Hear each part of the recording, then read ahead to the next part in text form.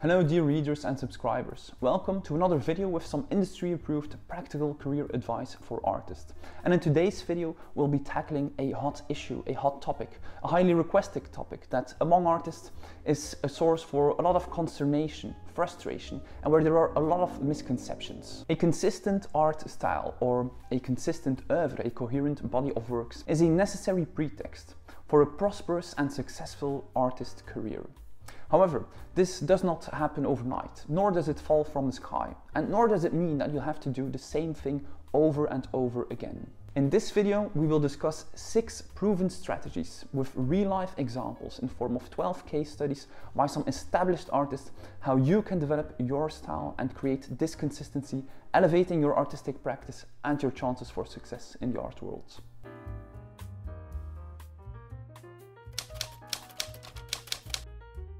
The one thing almost all successful artists have in common is that they have a very consistent, recognizable, coherent body of works. As you might have heard, collectors and galleries are looking for artists who have a very clear and recognizable visual identity and very clear vision as well. However, this consistency is not only commercially driven, it is also driven by quality. For instance, if you would paint 100 different things once, all the paintings will be rather mediocre.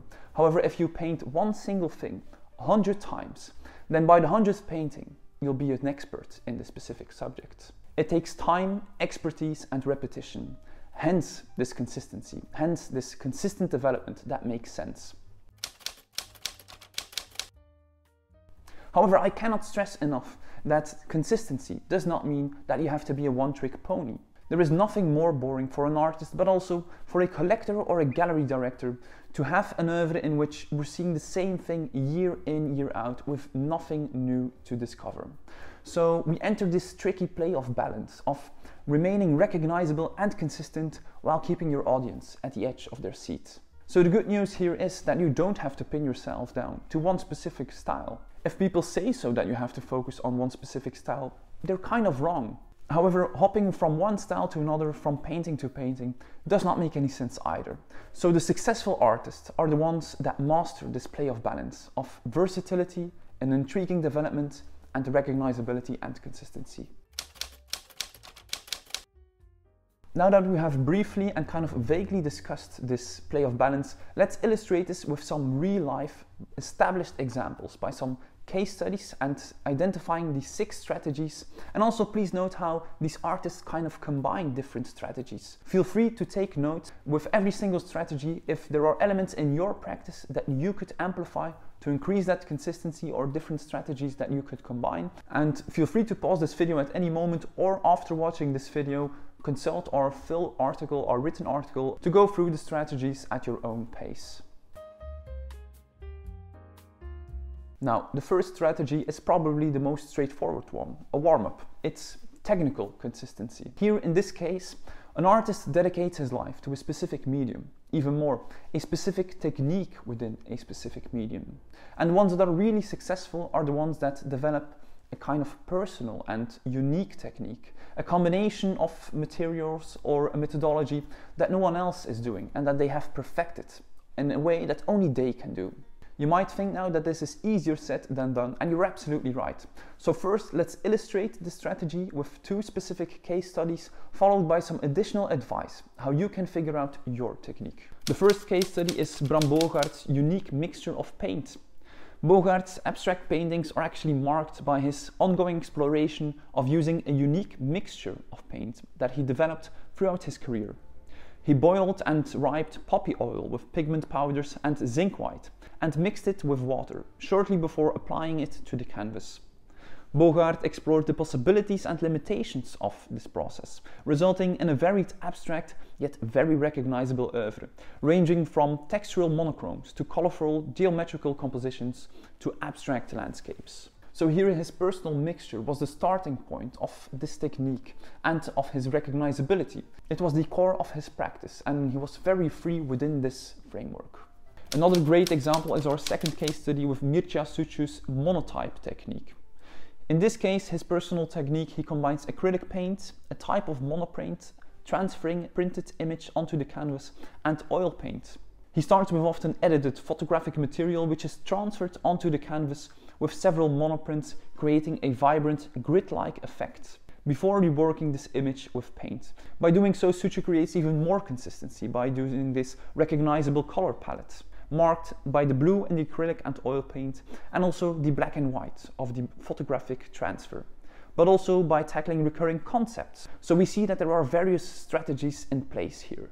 Please note how with these case studies of personal unique techniques that they all first experimented with the material attributes of their medium. They revisited and rethought the process and methodology, resulting in a unique combination which became their personal trait and which also resulted in visual recognizability. So you should try to find your own combination of the materials. For instance, by experimenting with new surfaces, such as Claire Tabouret, who painted on rugs, or Remy Eisberger, who we currently have on view, who paints on velvet. Or with new mediums, think of Marco Reichert's machine-generated ink structures, or Maya Makino's indigo dye for her panels. And also new materials, think of Richard Serra's recognizable steel patina, or Fred Sandbeck's use of colored quartz. See, there are numerous examples and numerous possibilities, and it takes a specific technical starting point or experimentation with the material attributes of a medium, reinventing it in a certain way, and from there on you can start to see the possibilities, and naturally your oeuvre will develop into a personal and unique recognizable style. So what to remember is, don't always go for the most straightforward or the most predictable combination of materials. There are already too many painters who paint on pre-stretched canvases on wooden stretchers with acrylic paint straight from the tube. It feels very mass-produced, stock, unpersonal, so try to do something different, think out of the box, and try to assemble your own material attributes. The next strategy for consistency is visual consistency. And here it is in a very similar vein as the technical consistency. However, here we don't have to reinvent or invent our own technique. We can simply use an existing technique, existing materials. Even more, we can do this within numerous media. We'll illustrate with a few examples. The first case study is Luc Tuymans' palette and brushwork. Luc Tuymans is a contemporary oil painter examining historical narratives, themes and icons from a contemporary and painterly perspective. Even though working in a traditional and predictable medium such as oil painting, Tuymans' oeuvre is marked by tremendous visual recognizability due to his characteristic muted color palette and rather nervous brushwork. A perfect example of the personal écriture, or like writing, of a painter. By doing so, Tuymans is as free as it gets to explore his conceptual undercurrent in his works, which is also a result of conceptual consistency, something we'll discuss later in this video. Going from painting a political portrait, examining Belgian colonial history, to a metaphorical still life contemplating the trauma of 9/11, to an abstract landscape, which is actually dirt throwing on the floor, illustrating the deceiving nature of painting, or a conceptual series of life-size numbers, contemplating the calculated representation of death and sickness with statistics during the COVID-19 pandemic. So the artist's oeuvre is varied in genre and subject matter, but unified in the consistent visual recognizability within his medium. Another great case study how you can be consistent even when working in various media, even when having a multidisciplinary practice, is Yves Klein and his international Klein Blue. His multidisciplinary practice, in which he worked in painting, sculpture, drawing, performance, installation and photography, is unified by the constant appearance of his iconic ultramarine international Klein Blue. Klein was in search of communicating universal truths by making those invisible traces visible in art. Think of his monochromatic painting, liberating the spiritual notion of color, his pure pigment installations, but also anthropometry, using the human body as a brush, or revitalizing classical sculpture in contemporary art. Yves Klein's bluer than blue hue enabled the artist to take on whatever artistic discipline while remaining visually recognizable due to the recurrence of this specific color. So here, very important for you is to find this visual consistency by feeling what comes natural to you. What is a natural urge? For instance, this écriture, the signature brushwork from Tuymans. That's something that came natural to him, as was the color palette. So what things do you see that come naturally to you in your artistic practice? And how can you amplify those things, to improve the visual consistency and recognizability. For instance, with the use of color, not only with Yves Klein, but what about Ugo Rondinoni's use of fluorescent colors? Or the process of the way you can apply the paint, so the artist's écriture. For instance, Fernando Botero's chubby little figures that even when he depicted a still life and painted a knife or an orange, that they still have this chubby character. Or some image strategies, for instance, Georg Baslitz, who paints his figures upside down. So identify your visual desires, focus on them, develop that voice and speak it loudly. As we have mentioned before, be yourself and be yourself radically. Further, be aware of how these aforementioned artists used this visual consistency to be tremendously free. So here we see that we don't have to do the same thing over and over again, as long as we visually connect the dots between whatever we're doing. Next, we have an often overlooked strategy, which is consistency in the presentation or in the way an artwork is finished. This is actually a very common mistake or a forgotten aspect of an artwork. The presentation or the way it is finished is an integral part of the artwork, but very often artists don't really think about it, don't see it as an opportunity to both distinguish yourself and create this consistency. Let's illustrate with a couple case studies once more. A great example is Rinus van der Velde and his white borders and blank space at the bottom of his drawings, preserved for the title or the story of Rinus van der Velde's charcoal drawings, in which he depicts fictional narratives. His drawing-based practice is incredibly versatile, working in sculpture as well, installation, film and drawing, yet everything is connected. His sculptures and installations are actually the attributes and full-scale decors for his films and drawings, exploring fiction and reality. And even more, especially with this strategy, due to the presentation of his drawings, using his typical artist frames and the natural frame of the surface of his drawing, these white borders and the title at the bottom, the artist can draw any scene or any narrative imaginable without losing visual consistency. This is proven once more as he recently allowed color to enter his drawings, first with colored pencil drawings, then with oil pastels, allowing himself to develop further and keeping us at the edge of our seats in a recognizable visual frame. Another example are Johnny Abraham's floating artist frames. We encounter a tremendously consistent oeuvre with a substantial amount of versatility, as his latest works illustrate. Besides our previous two strategies in terms of a personal technique and visual recognizability in terms of color and shape, we also notice a very subtle but powerful and consistent presentation of his pictures. It is to say, Abraham's floating frames have the same edges, the same depth, and the natural wood color of walnut, increasing his painting's overall quality in terms of the presentation, but also the consistency of their works as collectible objects. Notice how the artist's frame is often the visual continuum when he pivots his style and technique, softening the visual transition and maintaining visual unity when retrospectively looking back at his works. Especially with these two-dimensional artistic practices, so drawing, painting, and also, for instance, photography or collage, this final 5% is often forgotten because it's not only about creating the image, it's about creating a collectible object, because an artwork is a three-dimensional object, even if it is a painting. So this last step, this final 10%, is so important to elevate your work from something predictable to something unique and recognizable. So try not to be lazy and skip this step and simply leave the edges of your paintings blank or simply color them in the same color. Think about possibly mounting them onto panel or creating your own artist's frames, doing something consistently and also elevating the overall quality of the artwork as an object. I would not advise you to simply order the same frame over and over again, because other artists are also using these frames, it's mass produced and it will also feel not as personal. I believe it's actually very valuable to create possibly these things yourself in an era that's being dominated by mass production.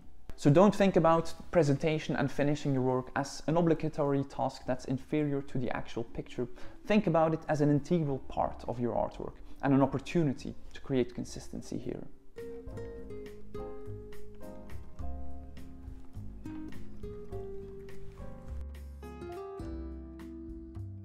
With our next strategy, we're moving a bit away from the more visual strategies for consistency. In this case, we have consistency of motifs and subjects. An artist can also achieve consistency in the subject matter, first and foremost by using recurring motifs and subjects and making them their own by repeatedly revisiting those motifs from a different angle, different perspective, possibly a different medium or within a different series or aesthetic. First and foremost, the case study of Yayoi Kusama's Pumpkins and Polka Dots. If one encounters an artwork marked by polka dots or a pumpkin, chances are the piece in question is by the hand of Yayoi Kusama.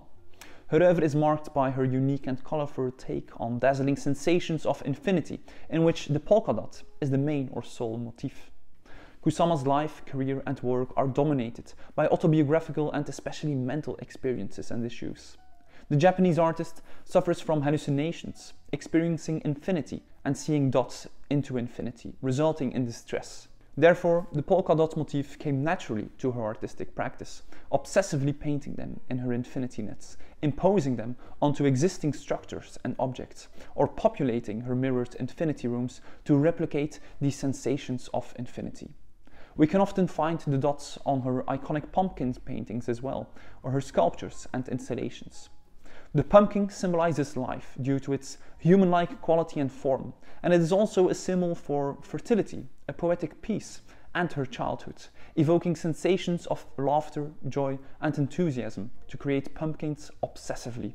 Another great example can be found in the illustrious oeuvre of Louise Bourgeois. At the root of her artistic practice, we encounter an introspective take on her personal reality, revisiting early childhood trauma as a cathartic process. These autobiographical elements result in examining female sexuality, jealousy, violence, anxiety, feminism and loneliness, which is visually translated to specific motifs to give form to these experiences with her iconic spiders, cages titled as cells, spirals, but also houses, body parts and more. These motifs of personal symbolism result in psychological release, using the power of association, memory, fantasy and fear. By doing so, Bourgeois spiders embody her mother and also herself for their cleverness, industriousness and protectiveness, but also for being misunderstood. Bourgeois discusses how spiders don't get mad when you destroy their family's web, but they simply start restoring it, they start weaving, which is another important aspect in her artistic practice, to restore her web and to protect her family, an allusion to her mother's strength in times of infidelity and betrayal during Bourgeois' youth, hence titling her spiders most often as Maman. The cages or cells are psychological microcosms in Bourgeois' oeuvre, in which she collects and displays various objects symbolic of her youth to evoke an emotional resonance in a defined space, as if entering an interior world in the exterior world of the exhibition space, but also the metaphor of the inner world, filled with memories as a cell or cage, challenging to access and simultaneously to get out. To conclude, Bourgeois spirals symbolize an ongoing natural cycle from birth to life, death and rebirth. As a result, it is associated with her experiences of motherhood, but even more with personal memories from twisting and turning the tapestries in the river when she was a child, wringing them, to dreaming of wringing the neck of her father's mistress into a spiral. As a result, the spiral symbolizes a natural cycle, but also control, freedom, revenge and more. So these motifs become true emblems for those artists. If we see a spider, we immediately know it's by Louise Bourgeois. And if we see a polka dot or a pumpkin, we immediately know that it's Yayoi Kusama. And the same is true with Campbell's soup cans as an emblem for Andy Warhol, or the melted clocks with Salvador Dali. We instantly associate it with the artist, as they made it their own. These emblems or motifs or subjects can be found in various ways and in various forms. Think of the abstract shapes like squares with Joseph Albers' homage to the square, but also the rectangles with Mark Rothko. Or what about genres such as the portrait with David Hockney, or the landscape with Emma Webster? So here for you, it is important to think about what motifs recur naturally in your practice. What subjects are you drawn to? And really focus on those and make one of these motifs or subjects your own in your own way and amplify it once more. The recurring motifs and subjects are very strongly linked with this next strategy for consistency, which is conceptual or methodological consistency. Having a very clear conceptual foundation or a very clear vision and artist statement is a terrific strategy to achieve a naturally consistent body of works, even when being very versatile. This consistency will be less obvious to the audience, but it will be more powerful. It requires some context, some knowledge, and for the observer it's also very interesting because the better you get to know those artists, the more obvious or the better you will see this consistency and the more intense your relation with the artist will be. Here a tremendous case study is Tracey Emin's autobiographical multidisciplinary practice, which in a similar vein as the aforementioned Louise Bourgeois and Yaya Kusama starts with an artist whose oeuvre is marked by autobiographical elements. The British artist deals with personal experiences and trauma in an unseen, genuine manner, exposing her life, flaws and struggles with no filter, opting to show us the most frank, intimate, raw and honest version of herself. By doing so, the artist shifts from ready-made sculpture to installation, to figurative painting, however remaining consistent due to her recurring autobiographical starting point and the aura of honesty and rawness resonating from every single piece. Think of discussing her sexual partners in her infamous Everyone I Have Ever Slept With, 1963 until 1995, also known as the tent, writing all the names of the people down in a tent, the people she slept with.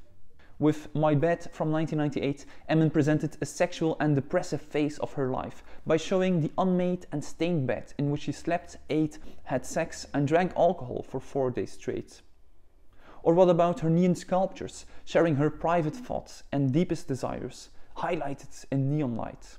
And to conclude, in her more traditional artistic disciplines such as bronze sculpture and painting, we encounter the same conceptual foundation, depicting scenes of self-exploration, pain, passion, her abortions, in the most expressive and visceral manner.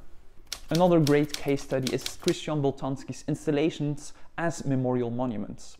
In the works of Boltanski, we encounter the recurring concepts of loss, memory, death, oblivion and the artist's childhood, as he was born during the Second World War while the Nazi regime occupied Paris. By doing so, Boltanski fuses the everyday with high art to create installations that function as memorials. This conceptual undercurrent transforms sculptures into shrines or relics and installations into monuments to contemplate lost lives and to reflect oblivion connected with loss, the halt of memory. Think of his monumental site-specific installation at the Grand Palais in Paris, titled Personne, with monumental piles of clothes suggesting lost lives, mass murders, massacres, the Holocaust, and the ongoing refugee crisis. Or what about his light installations, creating almost religious altars for unknown people, implementing the decorum and iconography of Christianity as a non-religious person, presumably hinting at the problem of theodicy, but also salvation and the afterlife, in this case, living on in memory. With this conceptual consistency, it all starts with having a very clear artist statement and exploring it for yourself in a consistent manner, often defined by the methodology. Think of, for instance, Francis Alice with his project-based practice, in which it starts with an idea, works with the local community, via a performance, creates a video and then a video installation. Or what about Sophie Calle with her experiments, in which she, for instance, follows strangers on the street and then creates her characteristic works. So what is your desired starting point? What is your vision and methodology? Last but not least, we have the strategy of intentional inconsistency, and by doing so, being consistent. This counterintuitive strategy is actually very common among multidisciplinary neo-conceptual artists that defy any categorization. They start with every single artwork from scratch, with a different approach, a new idea, or simply revisit their oeuvre radically throughout their career. However, I must warn you, this strategy is kind of a slippery slope. And even more, within this inconsistency, most often there is a coherent conceptual undercurrent, or there are some consistencies to be identified over the years, some oeuvres within a very incoherent oeuvre. An excellent example is Maurizio Catalan's playful, witty, humorous and satirical neo-conceptual oeuvre. Catalan is one of the best-known artists working in a so-called no-style style. Every piece intends to evoke a reaction, from laughter to controversy, commentary to engagement. However, formally and conceptually, there are no limitations. If the idea is good, the artwork will be good as well, regardless of how it fits into his oeuvre. Nevertheless, specific motifs and materials have been characteristic of Catalan's oeuvre throughout the years. Think of the taxidermies or the wax mannequin figures. Another extreme example of intentionally denying to fit in a box is Gerhard Richter's ongoing quest to explore painting's possibilities and limitations, often in relation to photography.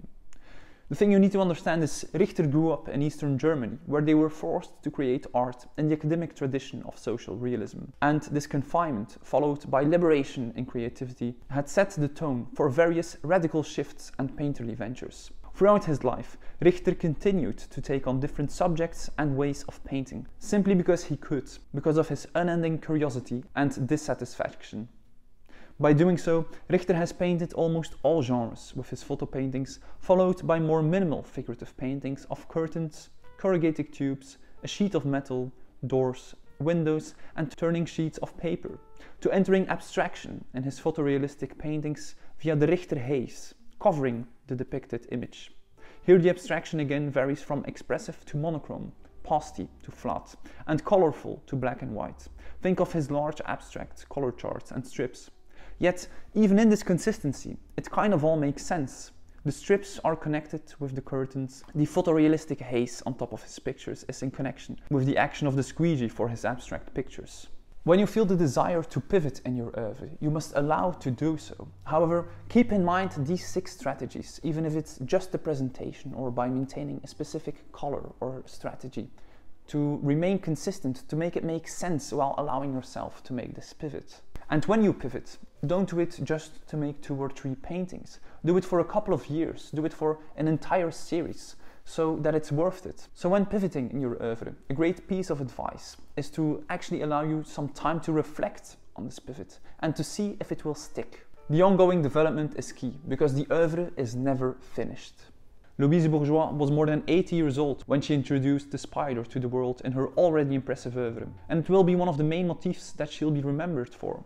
David Hockney shifted his rather naturalist works from the 60s and 70s that were tremendously popular to more abstracted paintings using inverted perspective, revitalizing his relevance, whereas the art movement of photorealism encountered a silent death. So these pivots, this development is what resulted in the longevity of the artists. And as the cliché states, in this case, it is about the journey and not necessarily the end result or the destination. You can find the complete written article in written version to revisit it at your own pace or to write some things down at our website contemporaryartissue.com, and feel free to stay tuned for more industry-approved strategies for artists in the art world. Thank you so much for tuning in today. Feel free to watch our video on how to create a professional artist website next. Support us on Patreon and please consider subscribing to stay posted for more contemporary art. Bye.